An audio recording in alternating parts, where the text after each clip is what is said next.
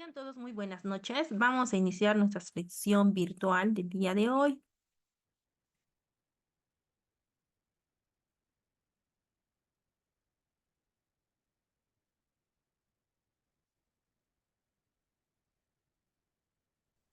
Ya comenzó.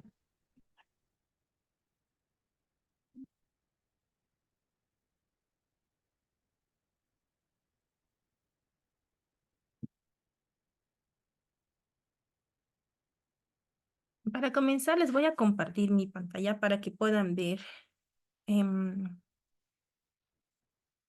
la plataforma del Servicio de Impuestos Nacionales. Entonces, ¿me pueden escuchar? ¿Está bien el audio?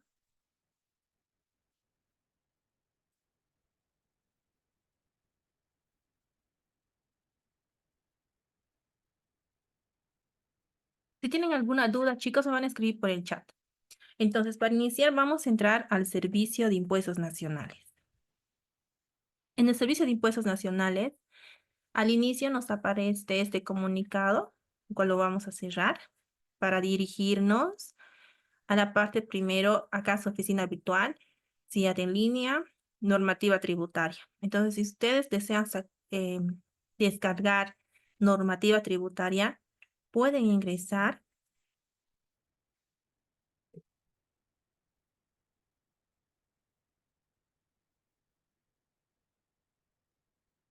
a normativa tributaria. Una vez que ingresen, les aparece, por ejemplo, la Constitución Política del Estado, las leyes, decretos supremos, resoluciones ministeriales, resolución normativa del directorio, normativas anteriores al 2002, convenios de doble tributación, convenios de cooperación interinstitucional. Entonces, cuando entramos a resoluciones del directorio, les va a aparecer por años, ¿no? 2024, 2023 y así hasta el 2022, hasta el 2002.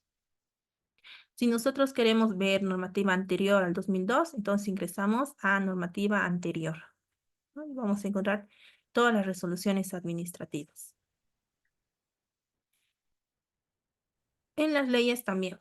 Si ingresan a la opción leyes, pueden descargar lo que es la 2492, la 843, la Constitución Política del Estado, etc. Entonces, lo que ahora necesitamos y vamos a ingresar a lo que es el impuesto al valor agregado y el impuesto a las transacciones. Para eso, vamos a ingresar a esta opción, que es textos y videos informativos tributarios, y nos vamos a dirigir a la opción de formularios. En esta opción tenemos en el impuesto al valor agregado, que nos dice acá que grava las ventas habituales de bienes, muebles, contratos de obras y importaciones definitivas. Lo que hemos explicado el día de ayer cuando hablamos del objeto del impuesto al valor agregado, ¿no? Alcanza a personas naturales, jurídicas, a empresas comerciales e industriales. Cuando hablamos de personas naturales, hablamos de personas, por ejemplo, empresas unipersonales, profesionales independientes y contribuyentes que se encuentren inscritos en un régimen especial. Y cuando hablamos de régimen especial, hemos indicado que son tres. Uno, el sistema tributario integrado. Segundo, el régimen tributario simplificado y el régimen agropecuario unificado. Cuando hablamos de personas jurídicas, son personas jurídicas las que nacen a la vida jurídica mediante una constitución, mediante una escritura de constitución. En la parte comercial podríamos mencionar a las sociedades colectivas, a las sociedades comandita simple, sociedad comandita simple por acciones, sociedad de responsabilidad limitada y sociedades anónimas. Así también pueden existir otras personas jurídicas sin fines de lucro. Entonces, en esa parte vamos a poder encontrar lo que es el formulario 200 en versión resumido, ¿no? Para que puedan ingresar y salen esas opciones. Por ejemplo, registramos en esta parte del inciso A, por ejemplo, el nombre, apellido, ¿no? Si es persona natural. Y si es persona jurídica, va a tener un nombre comercial y su razón social. El número de NIT, el periodo. El día de ayer hemos explicado que el periodo es mensual, ¿no? Por tanto, vamos a poner mes y año. Después, en la fila 1 nos indica, bueno, vamos a empezar primero. El formulario cuenta con 4 rubros. El primer rubro va a ser para determinación del débito fiscal y del crédito fiscal. En la fila 1 tenemos lo que son las ventas de bienes y o servicios facturados en el mercado interno, excepto ventas grabadas con tasa cero. En la fila 2 vamos a encontrar todo lo que es total débito fiscal del periodo, que es el resultado de la casilla 13 por el 13%, ¿no? Y vamos a obtener así en la casilla 102. En la fila 3 vamos a registrar las compras directamente vinculadas con la actividad grabada. En la fila 4 vamos a registrar el total crédito fiscal del periodo, que va a ser el resultado de la casilla 26 por el 13%. La fila 5 viene el impuesto determinado, que es la casilla 102 menos la casilla 104, siempre y cuando sea mayor a 0. Posterior, entramos al rubro 2, que es la determinación del saldo definitivo a favor del fisco o a favor del contribuyente. En la fila 6 vamos a registrar la diferencia a favor del contribuyente, que es el resultado de la casilla 104 menos la casilla 102, siempre y cuando sea mayor. Entonces, acá lo que nos está diciendo es, si el crédito fiscal es mayor que el débito fiscal, entonces vamos a tener un saldo a favor del contribuyente. En la fila 2 nos indica el saldo crédito fiscal del periodo anterior a compensar. ¿No? Eso vamos a arrastrar del formulario anterior, eso quiere decir, si estamos declarando febrero, el periodo anterior es enero, ¿no? De la casilla 592. 8, vamos a registrar la actualización de valor sobre el saldo del crédito fiscal del periodo anterior, ¿no? Si en el formulario del mes anterior, quiere decir enero, tenemos un saldo a favor del contribuyente, vamos a arrastrar. Eso está en la fila 7. Pero ese saldo nosotros tenemos que actualizar. Y la actualización vamos a registrar en la fila 8, que corresponde a la casilla 648. Para la actualización, vamos a utilizar las UFBs de el último día hábil del mes que estamos declarando y el último día hábil del mes anterior. La fórmula va a ser UFB de la fecha de liquidación dividido por la UFB de la fecha del periodo anterior, del último día hábil del periodo anterior, menos 1. Y vamos a multiplicar por el saldo a favor del contribuyente del periodo anterior. En la fila 9 va a ser el saldo del impuesto determinado a favor del fisco. Y para eso vamos a utilizar la casilla 909 menos la 635 menos la 648. Si nos damos cuenta, la casilla C909 pertenece al impuesto determinado, ¿no? Entonces, si tengo el impuesto determinado menos el 635, que corresponde el saldo a favor del contribuyente del periodo anterior, ¿no? Y el 648 que va a restar también, que es la actualización del saldo anterior. Si sale positivo el resultado, va a existir un saldo a favor del fisco. En la fila 10 vamos a registrar pagos a cuenta del 50% de contribuciones patronales pagadas en el periodo. Esto corresponde sobre la cotización pagadas del periodo anterior. según Decreto Supremo 4298, que va a estar sujeto a verificación por parte del Servicio de Impuestos Nacionales. En la fila 11, vamos a registrar el saldo a favor del fisco después de compensar pagos a cuenta por de contribuciones patronales. En la fila 12, registramos los pagos a cuenta realizados en declaraciones juradas y o boletas de pago correspondientes al periodo que se declara. En la fila 13, registramos el saldo de pagos a cuenta del periodo anterior a compensar. En la fila 14, el saldo por pagos a cuenta a favor del contribuyente. Fila 15, saldo a favor del fisco después de compensar pagos a cuenta. En la 16, pago a cuenta del 5% por compras a contribuyentes del 7 RG, según Decreto Supremo 4298.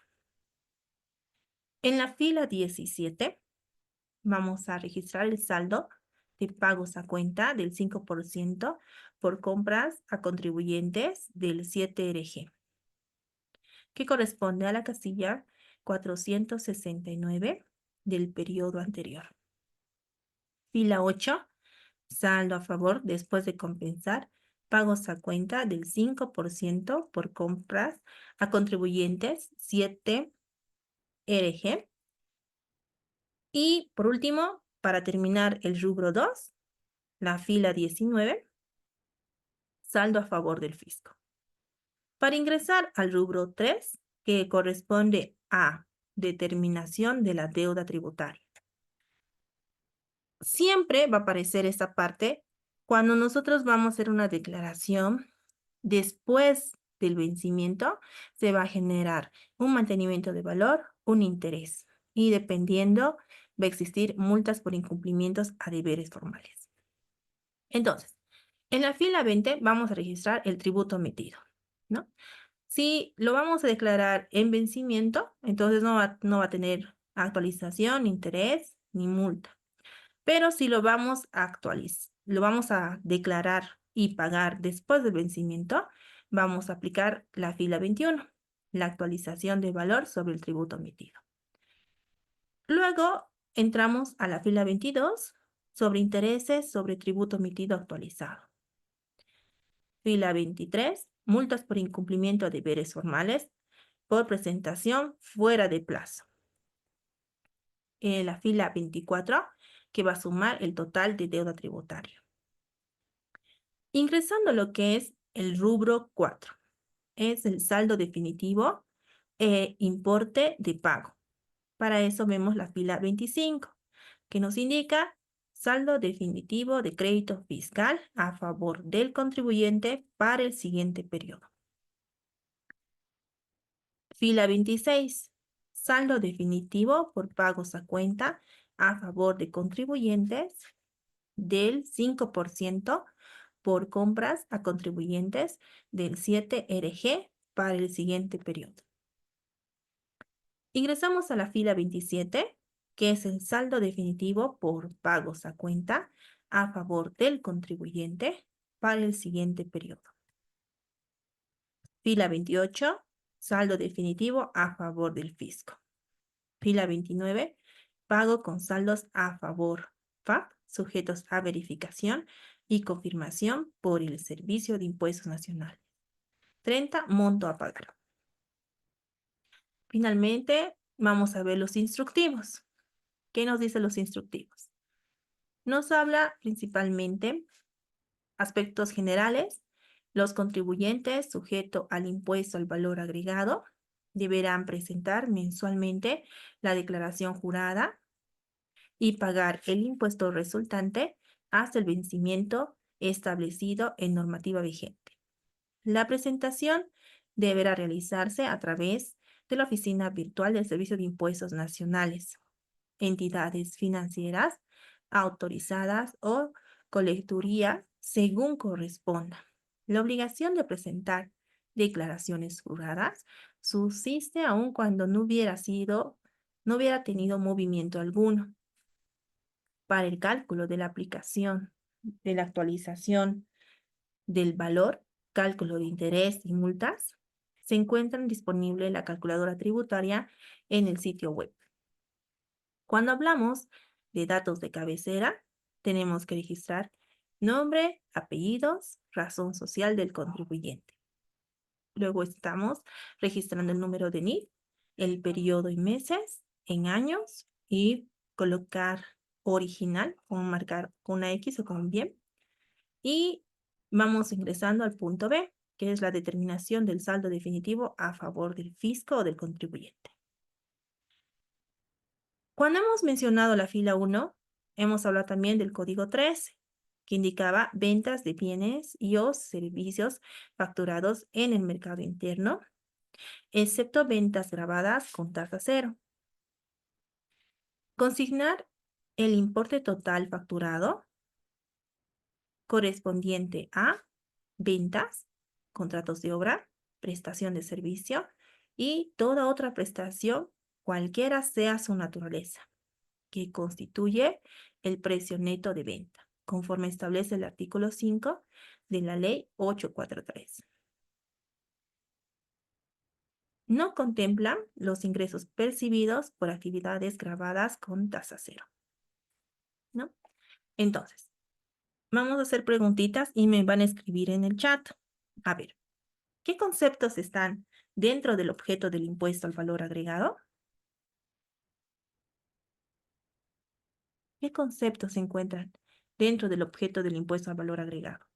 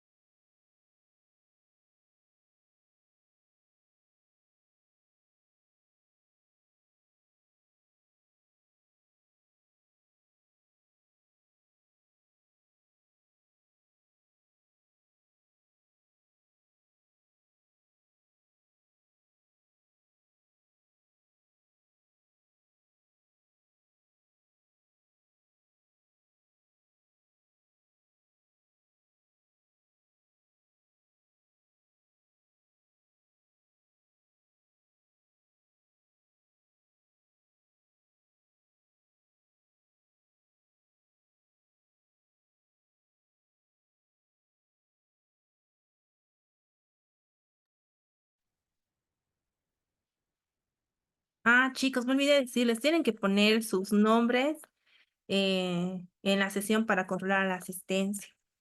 Muy bien. Venta de muebles, prestación de servicios y ¿qué nos falta?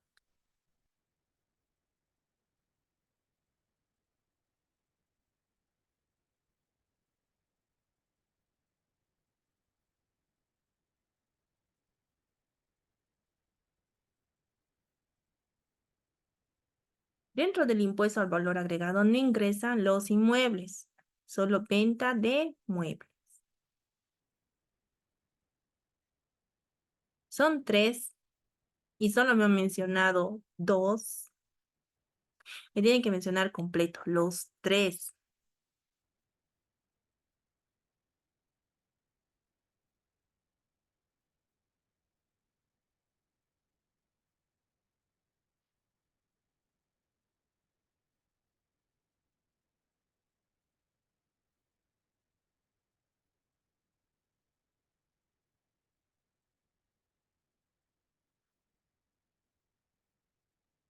En un solo mensajito me tienen que poner los tres conceptos que ingresan dentro del objeto del impuesto al valor agregado.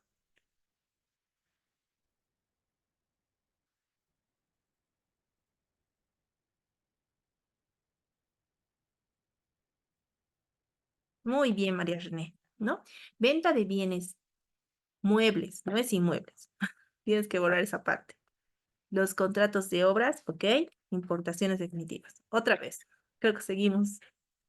A ver quién lo va a escribir biencito. Tienen que participar.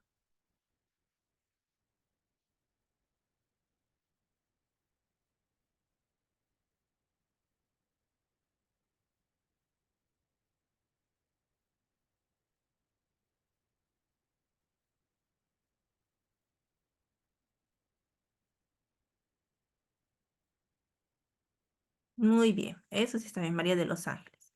Venta de bienes muebles, contratos de obras, de cualquier tipo de servicio y importaciones definitivas.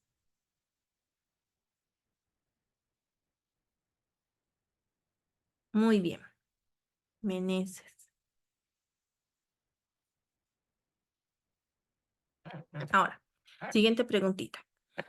Para determinar la deuda tributaria, tenemos que determinar,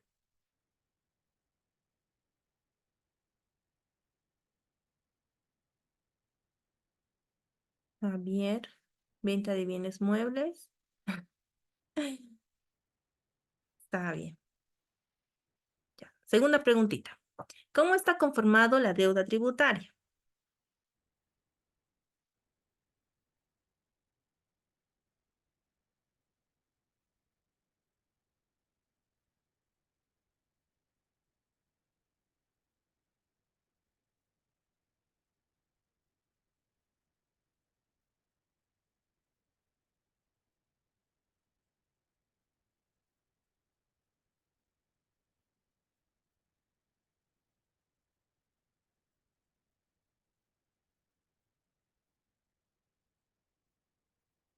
Chicos, ¿cómo está conformada la deuda tributaria?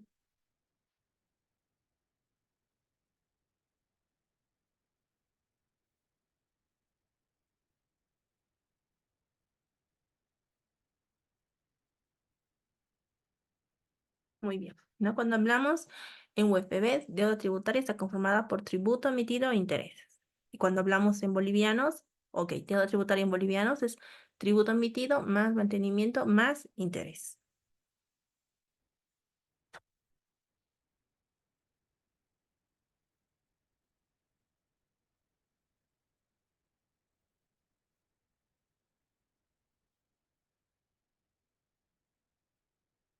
Ahora, siguiente preguntita. ¿Cuáles son las tasas de interés que se aplican? Uno, desde el día siguiente al vencimiento hasta el último día del cuarto año.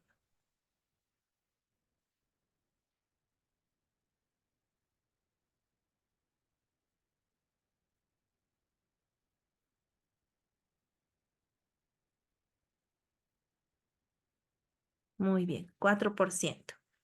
Segunda preguntita. Desde el primer día del octavo año hasta que pague.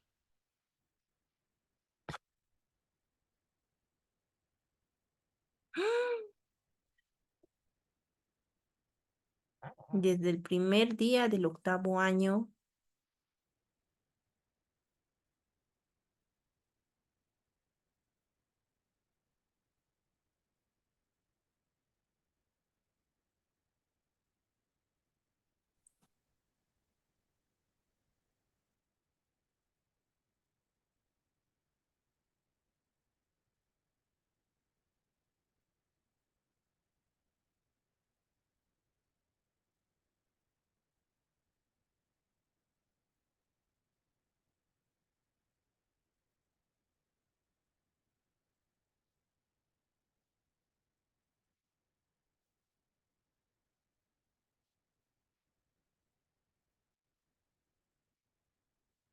$10.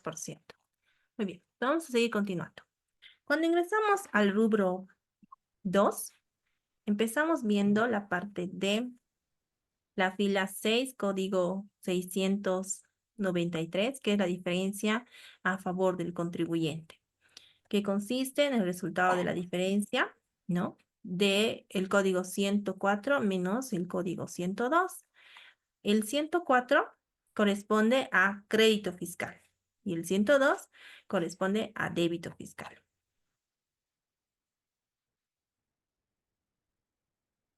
En la fila 7, código 635, el saldo de crédito fiscal del periodo anterior a compensar.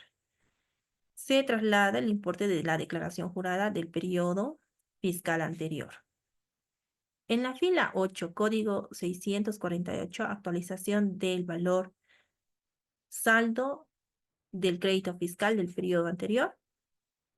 Vamos a consignar el importe de la actualización o mantenimiento de valor, calculado sobre la casilla C635 en función a la variación de las UFBs con respecto al boliviano, ocurrido entre el último día hábil del periodo anterior y el último día hábil del periodo que se liquida.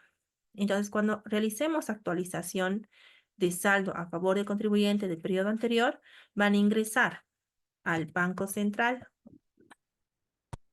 de Bolivia y se van a dirigir a la opción Estadísticas Económicas, Unidad de Fomento de Vivienda.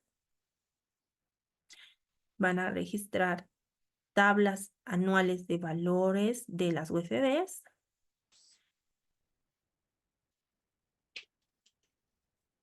Y van a descargar las gestiones a las que corresponden el ejercicio, ¿no? Entonces, podríamos descargar el 2024.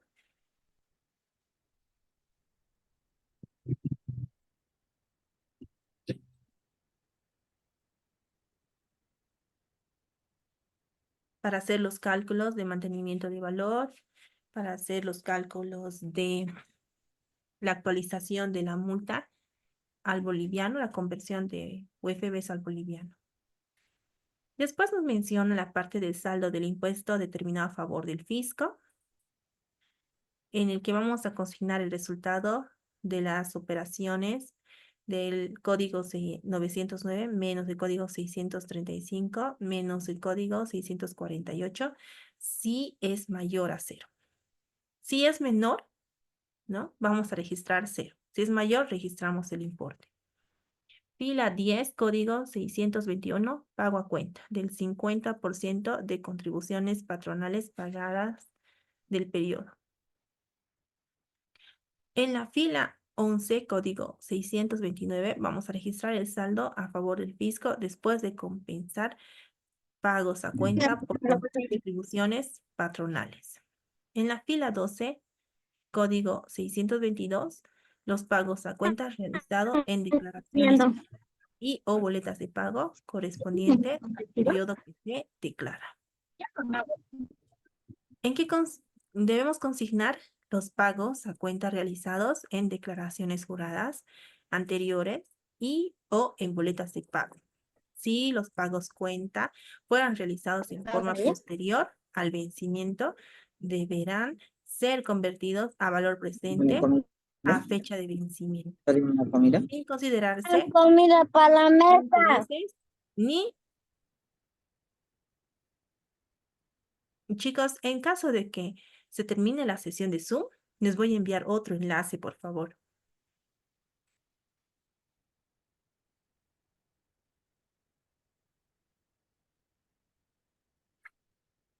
Ingresando a lo que es el rubro 3, determinación de la deuda tributaria. No hemos indicado que registramos en la fila 20, en el código 924, el tributo emitido. En la fila 21, la actualización de valor sobre el tributo emitido. En la fila 22, el interés sobre el tributo emitido actualizado. En la fila 23, código 954, la multa por incumplimiento de deber formal por presentación fuera de plazo. Para las multas van a ingresar a lo siguiente. Ingresan al Servicio de Impuestos Nacionales.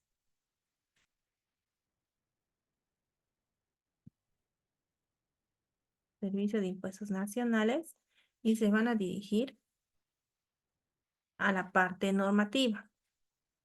Normativa tributaria. Y se van a dirigir a resolución normativa del directorio. La RND que vamos a sustentar va a ser la del 2016 y van a ingresar a la resolución 10-0033-16 y van a ingresar al anexo.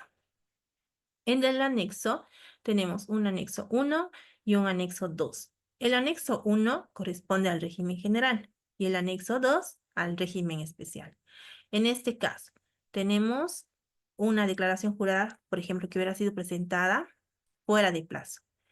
El numeral 2.1 nos indica lo siguiente. Dice, no presentar la declaración jurada original en el plazo establecido en normativa vigente, nos van a sancionar con 50 UFBs para persona natural y para persona jurídica 100 UFBs.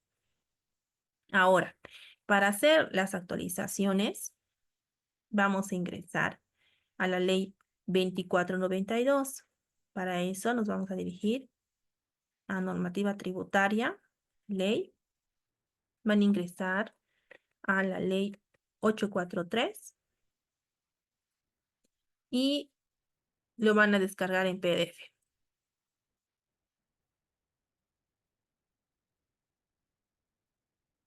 Y se van a dirigir al artículo 47.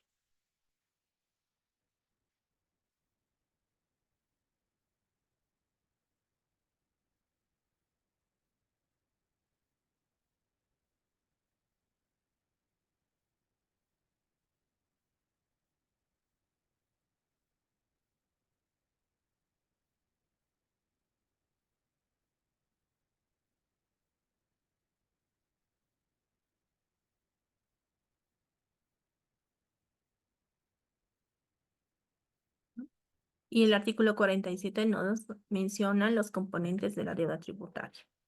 En su numeral 1 nos indica que la deuda tributaria DT es el tributo emitido expresado en unidades de fomento de vivienda más intereses que deben pagar el sujeto pasivo después del vencimiento del plazo para el cumplimiento de la obligación tributaria, sin la necesidad de intervención o requerimiento alguno de la administración tributaria, de acuerdo a la siguiente fórmula. DT igual a tributo emitido más I, donde I, ¿no? Vamos a colocar primero R, que es tasa de interés, dividido entre 360 más 1. Resultado, vamos a poner una potencia de días de mora, menos 1, para después multiplicar por el tributo. Nos indica también que el tributo emitido TO será expresado en unidades de fomento de vivienda, publicada por el Banco Central de Bolivia, del día de vencimiento del pago de la obligación tributaria. Entonces, cuando declaramos el formulario, si es un saldo a favor del fisco, para calcular la deuda tributaria, este saldo a favor del fisco, ese tributo, lo tenemos que dividir por la UFB de la fecha de vencimiento para obtener el tributo emitido en UFBs. Nos indica la tasa de interés R podrá variar de acuerdo a los días de mora. Por tanto, vamos a tener en N, N1, N2, N3. Y será, dice, del 4% anual desde el día siguiente al vencimiento para el pago de la obligación tributaria hasta el último día del cuarto año o hasta la fecha de pago dentro de este periodo, según corresponda. En el numeral 2 nos indica del 6% anual desde el primer día del quinto año de mora hasta el último día del séptimo año o hasta la fecha de pago dentro de este periodo, según corresponda. N2. Y se dan cuenta, acá la fórmula es un poquito más larga, donde primero aplicamos el 4% y luego estamos aplicando el 6%. Para el numeral 3 nos indica del 10% anual desde el primer día del octavo año de mora hasta la fecha de pago. El total de la deuda tributaria será constituido por el tributo emitido actualizado en unidades de fomento de vivienda, más los intereses aplicados en cada uno de los periodos del tiempo de mora descritos precedentemente hasta el día de pago. Entonces, viendo lo que es el formulario, ¿no? Tenemos tributo emitido, tenemos la actualización del valor del tributo omitido en bolivianos, los intereses, las multas por incumplimiento a deberes formales. Otra cosa importante también aclararles es lo siguiente. es la parte de la calificación de la conducta. Entonces, si el contribuyente, ¿no?, declara después del vencimiento, ha incumplido con el incumplimiento al deber formal de presentación fuera de plazo. Ahora es bueno, se lo van a descargar para hacer los ejercicios. Y también vamos a ver el otro formulario, que es formulario 200, extendido. Si se van a dar cuenta, a diferencia del resumido, este es un poco más amplio. Ese tiene 8 rubros, ¿no? A comparación del anterior. Entonces, para esto nos indica cada campo que tenemos que ir registrando. Entonces, en este caso, la parte de la cabecera es casi lo mismo, ¿no? Nombre, NID, periodo, mes, año, número de si es original. Y si vamos a hacer alguna rectificatoria, podríamos registrar aquí el número de la resolución administrativa en el caso de en una rectificatoria a favor del contribuyente. O caso contrario, si es a favor del fiscal, no va a haber problema porque el sistema nos va a aceptar, ¿no? Si queremos hacer una rectificatoria, lo podemos hacer cuando nos demos cuenta en varias oportunidades. No está observado.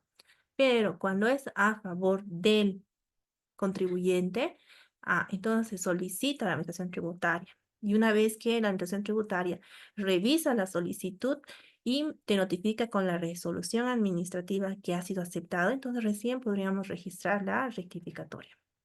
Mientras tanto, el formulario original sigue vigente.